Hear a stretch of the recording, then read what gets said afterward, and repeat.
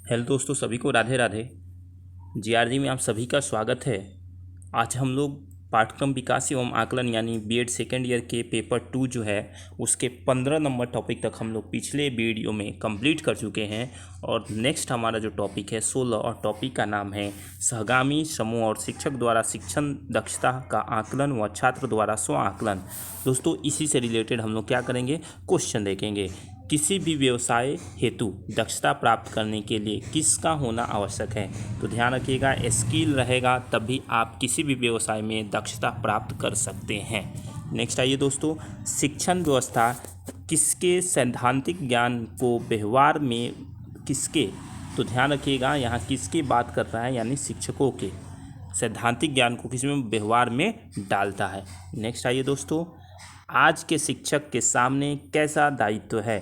तो ध्यान रखिए, आज के शिक्षक के सामने चुनौतीपूर्ण दायित्व है। नेक्स्ट आइए दोस्तों, हमारी शिक्षा व्यवस्था की सबसे बड़ी कमजोरी क्या है? तो हमारी शिक्षा व्यवस्था की सबसे बड़ी कमजोरी है मूल्यांकन। ठीक है, नेक्स्ट आइए, किससे अपेक्षा की जाती है कि उन्हें अपने विशिष्ट कार्य क्षेत्र के बाहर क्षेत्रों की जानकारी हो? तो इसका राइट आंसर हो जाएगा हमारा सी, अध्यापक। ठीक है ना, क्या कि जो जिनका अधिकार क्षेत्र है, जितना भी विशिष्ट कार्य है उससे बाहर भी जानकारी रखते हैं, कौन? अध्यापक यानी शिक्षकगण। आइए नेक्स्ट देखते हैं, अध्यापक के लिए कक्षा में विश्वासपूर्ण पढ़ाने के लिए कितने प्रकार के ज्ञान की आवश्यकता होती है? तो दोस्तों, इसका राइट आंसर हो जाएगा 3, यानी बी नंबर राइट आंसर हो जाएगा। और यहाँ से क्वेश्चन आपके न्यूमेरिकल भी पूछे जाते हैं। तो दोस्तों, इसका जो आप टॉपिक पढ़िएगा तो न्यूमेरिकल आप लोग अच्छे से कर लीजिएगा। दोस्तों आइए देखते हैं, केंद्रीय प्रवृत्ति के माप को समानता कहा जाता है। तो ध्यान रखिएगा, किसके? औसत को। जैसे जो भी केंद्रीय प्रवृत्ति की माप होती है ना, उसमें समानता किसकी होती है? औसत की समानता होती है। जैसे मानिए 4, 5, 3, 2 दे दिया, कहा इसका औसत क्या होगा, तो सभी को ऐड कर लिया जाता है। यानी देखिए 9 और 5 14, 14 में 4 से डिवाइड लगा दीजिए, ये आपका होता है औसत। ठीक है ना दोस्तों, तो यही आपकी बात कर रहा है। तो न्यूमेरिकल यहाँ से आते हैं, आप लोग ज़रूर पढ़ के जाइएगा। किसने कहा कि केंद्रीय प्रवृत्ति की मान वह मान है जो सारे आंकड़े का श्रेष्ठ प्रतिनिधित्व करता है? तो इसका राइट आंसर हो जाएगा रॉस महोदय। ठीक है, नेक्स्ट आइए, मनोविज्ञान के प्रयुक्त होने वाले केंद्रीय प्रवृत्ति की माप है। तो केंद्रीय प्रवृत्ति की माप जो है औसतांक भी है, मध्यांक भी है और बहुलक भी है, यानी सभी हो जाएंगे। किसके? मनोविज्ञानी के प्रयुक्त होने वाले केंद्रीय प्रवृत्ति की माप। किसने कहा कि केंद्रीय प्रवृत्ति की दोहरी उपयोगिता है? तो ध्यान रखिए, गैरेट साहब ने कहा कि केंद्रीय प्रवृत्ति एक दोहरी उपयोगिता है। निम्न में से किससे सांख्यिकी गणना की व्यवस्था सहायता मिलती है? तो इसकी राइट आंसर हो जाएगा बी, बारंबारता से। यानी सांख्यिकी की गणना को किससे सहायता मिलती है? बारंबारता से। कौन डिजिट कितने बार आया उसको बारंबारता भी कहते हैं। नेक्स्ट आइए, किस समूह की विशेषता आसानी से ज्ञात की जा सकती है? तो इसका राइट आंसर हो जाएगा केंद्रीय प्रवृत्ति के माप से। नेक्स्ट आइए, समस्त अंकों की प्रवृत्ति पर आया किसी केंद्रीय अंकों व मूल्यों के चारों ओर केंद्रित होने की होती है। इस प्रवृत्ति के माप को क्या कहते हैं? तो केंद्रीय प्रवृत्ति माप कहते हैं दोस्तों। ठीक है, नेक्स्ट की तरफ बढ़ते हैं। नेक्स्ट जो है दोस्तों, मध्यमान की मुख्य दोष क्या है? तो इसका गणना के अधिक समय लगता है, इसलिए यह इसका दोष है। नेक्स्ट आइए, आंकड़ों को 2 बराबर भागों में कौन बांटता है? यानी कौन सा बांट सकता है? तो ध्यान रखिए, मध्यांक जो है आंकड़ों को 2 भाग में क्या कर देता है? बांट देता है। अब हम लोग 18 टॉपिक पर चले आए हैं, विचलन की मापें। दोस्तों, विचलन के मापों के प्रकार कितने होते हैं? चाहे इसमें से प्रकार हैं, ये पूछा है, यानी इसके सभी प्रकार हैं। प्रसार भी है, मध्यमान भी है और चतुर्थांश भी है, यानी इसका right answer all of these हो जाएगा। विचलन के मापों में सबसे सरल माप है तो दोस्तों इसका हो जाएगा प्रसार। ठीक है, नेक्स्ट आइए, जब विभिन्न अंक अपने मध्यमान से एक बार फिर से मैं पढ़ता हूँ। जब विभिन्न अंक अपने मध्यमान से दूर दूर फैले रहते हैं तो विचरणशीलता होती है। किससे अधिक विचरणशीलता होती है दोस्तों? नेक्स्ट आइए, विचरणशीलता किसी भी अंक वितरण में विभिन्न अंकों के सामने चाहे अपने मध्यमान से ज्ञात करने के लिए प्रयोग किया जाता है। किसको? तो इसका राइट आंसर हो जाएगा A+D, यानी विचलनशीलता किसी भी अंक वितरण में विभिन्न अंकों के अपने मध्य मान से ज्ञात करने के लिए प्रयोग किए जाने वाला सूत्र क्या है? तो A+B। ठीक है दोस्तों, नेक्स्ट आइए। नेक्स्ट है हमारा विचलनशीलता का अर्थ प्राप्ति के लिए वितरण या फैलाव प्राप्त हो तो केंद्रीय प्रवृत्ति के चारों ओर होता है। यह कथन किसका है? तो यह कथन जो है लिंड क्यूस्टर का है। ठीक है दोस्तों, यहाँ आपका राइट आंसर हो जाएगा। नेक्स्ट आइए, चतुर्थांश विचलन का दूसरा नाम है, तो इसका राइट आंसर हो जाएगा मध्यमान चतुर्थांश प्रसार। ठीक है दोस्तों, किसने कहा कि मानक एक विशिष्ट संख्या द्वारा किसी खास परीक्षण के औसत या विशेष अंक होता है? तो इसका राइट आंसर हो जाएगा फ्रीमैन। किसने कहा? फ्रीमैन ने। अब हम लोग 19 नंबर टॉपिक पर आ गए हैं, सहसंबंध। ध्यान रखिएगा, स्टीनियल ऑफ साइकोलॉजी टेस्टिंग पुस्तक किसने लिखी? तो क्रॉनबैंक ने। और क्वेश्चन पूछा भी गया था, P25 का अर्थ होता है नीचे से 25%। ठीक है, कोटि अंतर विधि के प्रतिपादक हैं तो कौन है? स्पीयरमैन है। सहसंबंधी गुणांक की निम्नतम सीमा है, तो ध्यान रखिएगा -1। ठीक है, सहसंबंध गुणांक की निम्नतम सीमा क्या है? -1 है। क्यू का अर्थ है, क्यू का अर्थ हो जाएगा हमारा 25वां प्रतिशत। ठीक है, नेक्स्ट आइए, विश्वसनीयता गुणांक में प्रभावित करने वाला कारक है, तो इसका राइट आंसर हो जाएगा आयु प्रसार, प्रशिक्षण की लंबाई, अनुमान लगना, और यहाँ हो जाएगा आपका ऑल ऑफ दीज। दोस्तों, सहसंबंध गुणांक होते हैं, किसके होते हैं? गुणात्मक होते हैं। सहसंबंध गुणांक जो होते हैं कैसे होते हैं? गुणात्मक होते हैं। सहसंबंध दो चरों में पाए जाने वाले संयुक्त संबंध की ओर संकेत करता है। यह कथन किसका है? तो इसका राइट आंसर हो जाएगा लैथ-रैप का। नेक्स्ट और लास्ट टॉपिक हमारा है समान संभावना वक्र। पाई का मान क्या होता है दोस्तों? तो पाई का मान होता है 3.414, और यदि ऐसे दे दे तो 22/7 होता है। ठीक है, नेक्स्ट आइए दोस्तों, समान संभावना वक्र होता है तो एक बहुलकी क्या होता है? एक बहुलकी। अब आइए, सामान्य संभावना वक्र के प्रतिपादक सर्वप्रथम किसने किया था? तो इसका राइट आंसर हो जाएगा मायावर।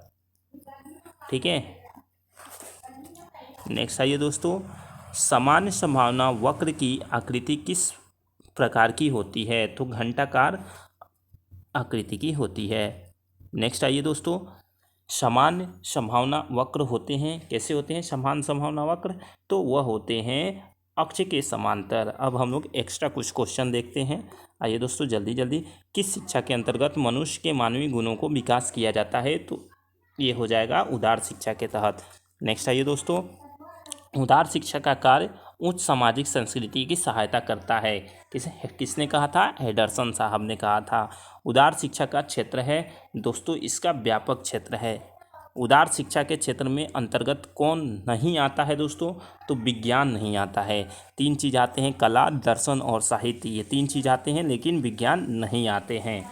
उदार शिक्षा का अंग्रेजी अर्थ होता है तो लिबरल एजुकेशन होता है दोस्तों, और वोकेशनल एजुकेशन भी होता है और जनरल एजुकेशन भी होता है यानी ऑल ऑफ दीज होता है दोस्तों। नेक्स्ट आइए दोस्तों, उदार शिक्षा का क्षेत्र है तो व्यापक होता है। नेक्स्ट आइए, एक सार्थक पाठ्यक्रम किसके प्रति उत्तरदायी होना चाहिए? तो वह समाज के प्रति उत्तरदायी होना चाहिए। नेक्स्ट, शिक्षा और मनोविज्ञान के क्षेत्र में किसको तुलनात्मक रूप से अधिक मान्यता मिली? तो आयुर्वेद को। ठीक है, आइए नेक्स्ट, राष्ट्रीय शिक्षा नीति 1986 किस पर जोर दिया गया? तो समानता पर और सामाजिक और सांस्कृतिक पहचान पर, यानी ऑल ऑफ दीज पर। नेक्स्ट आइए दोस्तों, अनुदेशात्मक सामग्री के रूप में सर्वाधिक प्रयोग की जाने वाली सामग्री है, तो ये हो जाएगा आपका पाठ्य पुस्तक। सीखने की अनुभव में किससे का महत्वपूर्ण स्थान है दोस्तों? तो पाठ्य पुस्तकों का महत्वपूर्ण स्थान होता है। किसके अनुसार पाठ्य पुस्तक ज्ञान, आदतों, भावनाओं, क्रियाओं का योग होता है? तो दोस्तों ये हो जाएगा हैरी लिकर के अनुसार। ठीक है, वर्तमान समय में प्रचलित अनुदेशात्मक सामग्री के विभिन्न प्रकार हैं। तो कौन कौन है, तो देखिए पाठ्य पुस्तकें भी हैं, अभिक्रमित सामग्री भी है और दृश्य श्रव्य सामग्री भी है, यानी ऑल ऑफ दीज हैं दोस्तों। नेक्स्ट आइए, पाठ्यक्रम संदर्भिका में कितनी और कौन कौन सी बातें सम्मिलित की जाती है, तो इसका राइट आंसर हो जाएगा सभी। विषय का महत्व, विषय सामग्री का उद्देश्य, विषय का क्षेत्र, इकाई और प्रकरण, और शिक्षण सामग्री और क्रियाएं, इसका राइट आंसर हो जाएगा दोस्तों। 15 नंबर पर पाठ्यक्रम संदर्भिकाएं के महत्व में शामिल है, इसके सभी हो जाएंगे। शिक्षकों की सहायक, रचनात्मक क्षेत्र के विकास, संदर्भ इकाइयों का निर्माण और सभी। दोस्तों हम लोग ये सब एक्स्ट्रा क्वेश्चन देख रहे हैं जो एग्जाम में बनते हैं, वो हम लोग टॉपिक वाइज थे और ये हमारा क्या है, मिसलेनियस क्वेश्चन है। आइए दोस्तों, पाठ्य पुस्तकें कितने प्रकार की होती हैं, तो पाठ्य पुस्तकें 3 प्रकार की होती हैं। ठीक है दोस्तों। नेक्स्ट है ये, निम्न में से पाठ्य पुस्तकें के प्रकार हैं, तो देखिए इसके पाठ्य पुस्तकें के समान पाठ्य पुस्तकें भी हैं, पाठ्यक्रम पर आधारित पाठ्य पुस्तकें भी हैं और संदर्भ पाठ्य पुस्तकें भी हैं, यानी ऑल ऑफ दीज। अभी हमने ऊपर पढ़ा कितने, 3, तो वही 3 हैं दोस्तों। नेक्स्ट आइए, अच्छी पाठ्य पुस्तकें की विशेषता कौन नहीं है, तो ध्यान रखिएगा, विद्यार्थी को स्वयं पढ़ने के लिए और रुचि विकसित करने की क्षमता, यह उनकी विशेषता नहीं है दोस्तों। फिर आइए, संदर्भ इकाई का अर्थ नहीं है, संदर्भ इकाई का अर्थ नहीं है, इसका क्षेत्र संकुचित होता है। नेक्स्ट आइए दोस्तों, निम्नलिखित में से कौन शिक्षण इकाई के अंतर्गत नहीं आता है, तो ध्यान रखिएगा, एक संदर्भ इकाई और एक शिक्षक की इकाई बन सकती है, यही नहीं आता है। बाकी इसका क्षेत्र छोटा होता है, ये भी सही है। इसका निर्माण शिक्षक कक्षा हेतु करते हैं, सही है। इसमें सम्मिलित सामग्री एवं क्रियाएं छात्रों के लिए उपयोगी होता है, ये भी सही है दोस्तों। नेक्स्ट आइए, श्रव्य दृश्य सामग्री का महत्व नहीं है, तो बालकों को कल्पना शक्ति के अप्रेरित करते हैं, यही नहीं है। बाकी आपको अनुभव प्रदान करते हैं, यह सही है। बालकों के समय की बचत होती है, ये भी सही है। और इसकी सहायता में बालक सही बातों पर पता लगा चल जाता है। किसके अनुसार सदृश साधन अनुभव प्रदान करते हैं, तो इसका राइट आंसर हो जाएगा वेस्ले।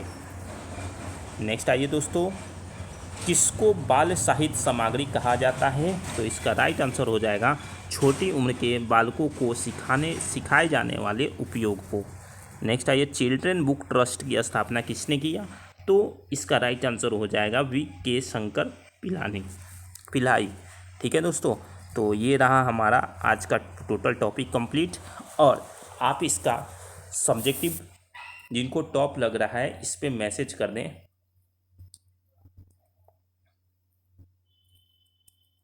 यानी नंबर है 7488558252 पर मैसेज कर दीजिए, आपको सब्जेक्टिव टाइप का PDFs मिल जाएगा दोस्तों। जैसे हम सब्जेक्टिव पर थोड़ा चर्चा कर लेते हैं, जैसे आपको टॉप लग रहा है सेकंड पेपर, तो आप यहाँ से पढ़ सकते हैं कि ये क्या चीज़ें हैं और इसके क्या चीज़ें आपको दिया गया है दोस्तों। तो इसका क्लास कहिएगा तो हम कुछ देर में आपको दे देंगे, या आप इससे क्या कर लीजिएगा, हमें मैसेज करके आप PDF प्राप्त कर लीजिएगा और ख़ुद पढ़ लीजिएगा। ठीक है दोस्तों। देखिए जमीनी प्रतिमान, तो जमीनी प्रतिमान क्या है कि ये इस प्रतिमान को उत्पत्ति वास्तविक रूप से तावा ने की थी, और इन्होंने अध्यापक के पाठ्यक्रम का मुख्य आधार माना था। किसको, अध्यापक को। ठीक है ना। और जमीनी प्रतिमान के गुण क्या है, यह विशेष समस्याओं का समाधान करता है, राष्ट्रीय आवश्यकताओं को महत्व देता है, व्यापक प्रतिमान है। तो जब आप पढ़िएगा ना तो एकदम आसानी से आप इसको कर सकते हैं दोस्तों। इसमें आपको बहुत अच्छा चीज़ें दिया गया है। ठीक है। और ये देखिए प्रशासनिक प्रतिमान क्या होते हैं, तो यह सबसे प्रसिद्ध प्रतिमान है। पूछा जा सकता है कि यह सबसे प्रसिद्ध प्रतिमान कौन है, तो प्रशासनिक प्रतिमान, और इसमें पूरे अच्छे से दिया गया है। यदि कहिएगा तो इसके हम क्लास वाइज क्लास डाल देंगे आज ही, या आप कहिएगा तो आप हमें मैसेज करके आप इसका PDF भी दे सकते हैं। चलिए, धन्यवाद।